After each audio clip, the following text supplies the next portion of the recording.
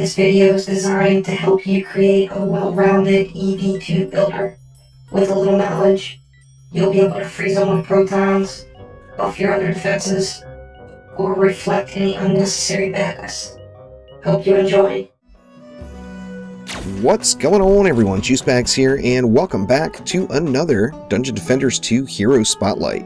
Now this one is long overdue and much requested, and it's time to take another look at the EV2 builder. Now I personally use my EV2 for more than just proton beams. I love reflects, and I absolutely love the buff beam, so this is how I build out my EV to maximize the benefits from every area. Now, first off, one thing that hasn't changed with the EV is it scales very, very well with defense crit damage. Now, yeah, I know it got a huge nerf over what it was at release. However, when you look at the damage output of it, once fully upgraded, as now, of course, we get more crit damage every time we upgrade our protons, it is really close to being where it was at before. In fact, if the broken spheres still worked for it, it would be right there on pace with where it was on day one. Now, of course, on day one, we got that and didn't require any upgrades. Now, as I mentioned, the most important thing is defense crit damage. So as with any builder, the very first thing we want to do is max out our defense speed. And normally we would go down to our defense range as well. However, we're going to skip that for the EV and go right to defense crit. Now we want to go ahead and max that out, so we want 200 points into it. We're going to throw our remaining 80 into defense power, and that's going to help out those buff beams plus those reflective shields. Now we all know that the EV2 needs a lot of level passives and with skill spheres. However, with defense crit being the dominant stat that we're looking for, we definitely want that on our weapon. So of course you're stuck with hero damage. You want defense crit as that secondary stat on your weapon, not defense power like the rest of your builders. Now, every other piece you want defense power and defense crit on. That way you maximize the buffage and the reflecting torpedoes. And then on the relic and on the weapon, one very important passive to have is the Frosty Proton node.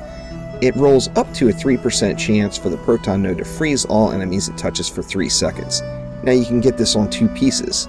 Now as you see, I've only got 2 seconds on my relic here, but I just couldn't pass up the sweet item power 750 legendary medallion, so I went on and took the bump down to 2% and went with it anyway. Not the right thing to do, but you know, you gotta do what you gotta do. This is what I had to do, and that's the direction I took. Now, every piece that you upgrade, you see my defense crit is higher than my defense power. You want all of your upgrade points, not some, absolutely all of them, going into defense crit. And as you see with the case of like the proton beam, even just at tier 1, that gets me up just under 20,000 damage per second. And it's because I'm at the 30% crit chance, or really close to it, and I've got a really nice amount of crit damage. Now, of course, as I mentioned, as you upgrade these, you are getting increased crit damage. So when I'm fully upgraded, I'm almost at 30,000 crit damage, which gives me an overall DPS of 42,000 for proton beams. Oh my god, so awesome. Even the regular attack hits for 4,400. That jacks up ridiculously with some Frosty in the mix. However, like I said, I'm not just all about the protons. I'm always looking at my reflect shields as well. Now, of course, since our defense crit is our dominant stat, we want to make sure we're up at that 30% defense crit chance. So all your pieces, you're going to be looking for defense critical chance as another one of your passives for it. Now, in addition to defense crit, the other thing that I always like to look for, just because I use them so often, is the +1 on the reflect beam nodes. Very important to have. You get this on every piece, and you can end up having just massive reflect beams, which is just awesome. Now, moving on to the skill spheres, I always use the reflect node upgrade to get another +2 on my reflect shields. Shattering torpedo, which is going to make those reflect torpedo detonations cause crushing earth damage. This paired with a frozen state of an enemy, of course, is going to give you the shatter combo and instant death. So I always go with both of those two for some healthy reflect beams.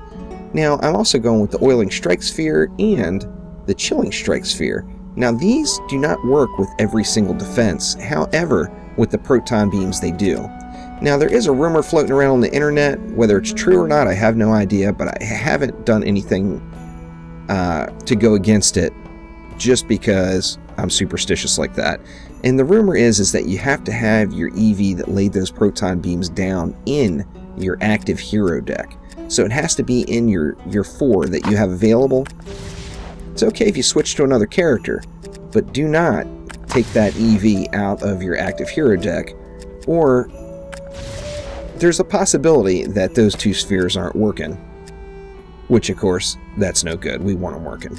Now, the EV, of course, with the buff beams and the Proton is a natural combination to just about any other defense. It works remarkably well just by itself, but if you throw some Frosty in the mix, or some PDTs, or some Archers, whatever, you end up with just a complete roadblock of frozen enemies that's going to stop there and just await their demise. So I hope this helps everyone out. Click that like button, please subscribe to the channel. We'll be back soon with another Hero Spotlight. I always forget the pet. Of course, I'm going with Defense Crit, Defense Power on that pet. And I personally use the Sandstorm just to help me get around the map quicker. Anyway, that's going to do it for now. We'll see you.